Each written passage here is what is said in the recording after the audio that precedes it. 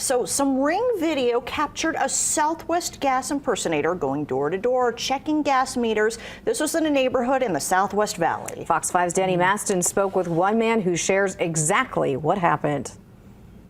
An unexpected visitor for an unexpected service created confusion and unanswered questions for one man yesterday morning who lives in the Southwest Valley. I got a notification from my Ring camera saying someone was on the side of my house. Ring video capturing this man going house to house claiming to be a Southwest gas employee. Yeah, I'm with the gas company. You check the gas meter? I told him, well, I'm not there. His response was, it's okay, he could get a laser gun and check the meters later. The homeowner, who does not want to be identified, tells me he felt something was off, so he called the gas company. And they told me, no, they did not have anyone in our neighborhood doing that inspection.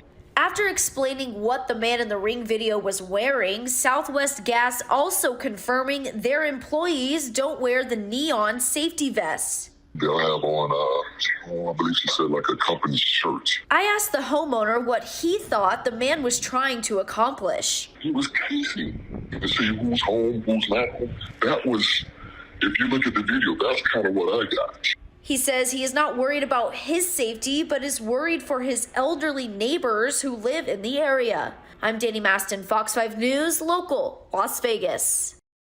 If someone shows up to your house, Southwest Gas says, here are the steps you need to do to confirm their identity. Ask for their identification badge. Look at their uniform. Many Southwest Gas employees and contractors will wear a company uniform. Contractors might be wearing a hard hat or a ball cap with the Southwest Gas contractor logo. And look for their vehicle. The same logos may all be on the contractor vehicle.